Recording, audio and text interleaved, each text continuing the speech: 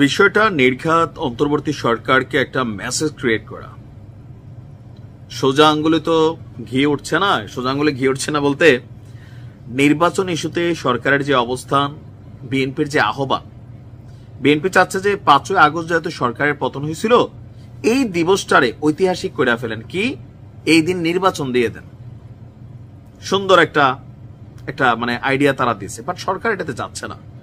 Asif Nazrul sir বলছে যে দেখেন ভাই, আমার 2 মিনিটও অতিরিক্ত ক্ষমতায় থাকার ইচ্ছা নাই, সংস্কার শেষ হলে শেষ। বিএনপি বলতেছে সংস্কার খেলার আড়ালে ছাত্রদেরকে দিয়ে আপনারা দল বানাইতেছেন।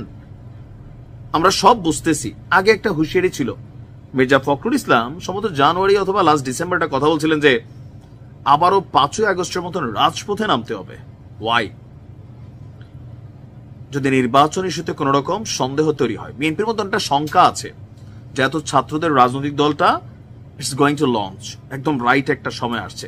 এখন অনেকেই মাঠে, পত্রিকায়, ময়দানে বিএনপির যে খবরগুলো আসতেছে, বিভিন্ন অনৈতিক কর্মকাণ্ডের খবরই বেশি আসতেছে, কিন্তু মাঠের শক্তিটা বিএনপি এখনো দেখায় নাই। But right now show time. বৈষম্যবিরোধী ছাত্র আন্দোলনের যে রাজনৈতিক দল, তারাও একটু দেখতে পাবে, বাংলাদেশও দেখতে পাবে যে বিএনপির আসলে সাংগঠনিক সক্ষমতা কতটুকু। জামাতেরটা তো আমরা মোটামুটি দেখছি। দর্শক, আগামী 11ই ফেব্রুয়ারি আপনার সারা দেশের জেলা, মানে 64টি জেলা এবং মহানগরে পর্যায়ক্রমে সভা সমাবেশ করবে বিএনপি। দেশের বর্তমান পরিস্থিতি নিয়ে একটা কেন্দ্রীয় বৈঠক করেছিল আপনার বাংলাদেশ জাতীয়তাবাদী দল।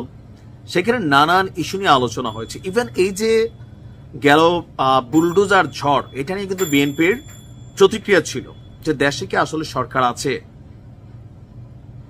আইন শৃঙ্খলা বাহিনীর কি আছে, এরকম নানান প্রশ্ন কিন্তু তারাও তুলছিল। তো এখন আপনার গতকালকে একটা জরুরি সংবাদ সম্মেলন করে এই কর্মসূচি ঘোষণা করেছেন বিএনপির জ্যেষ্ঠ যুগ্ম মহাসচিব রুহুল কবির রিজভী সাহেব।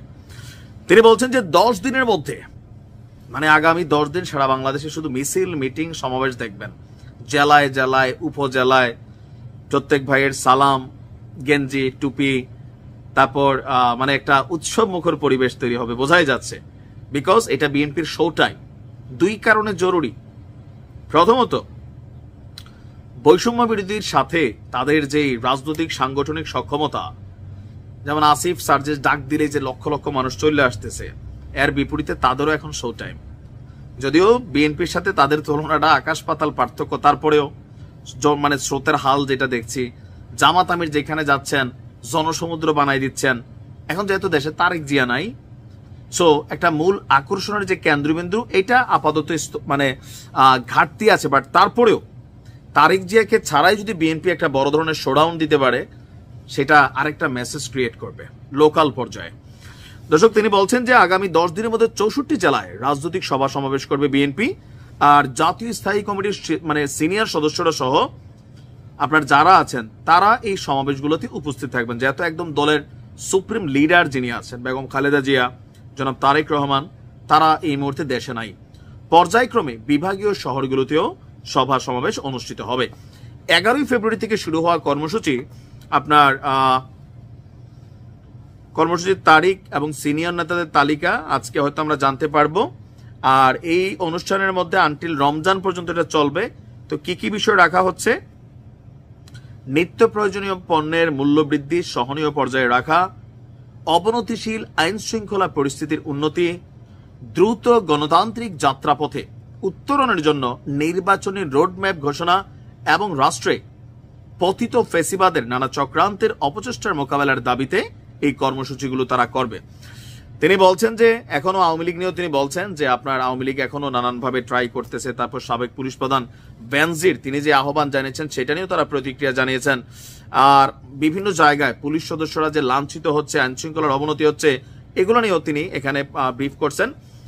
এখন এই যে পরিস্থিতিটাকে কন্ট্রোল করা কতটুকু সম্ভব হবে,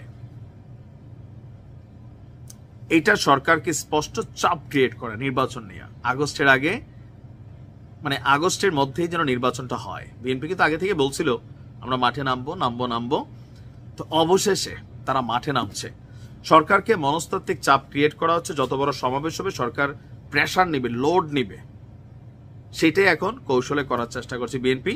আর এমনিতেও দীর্ঘ লম্বা একটা সময় আপনার বিএনপির ওরকম কর্মসূচি ছিল না, বাট এখন শো টাইম। দেখা যাক কি হয়। ভালো থাকুন।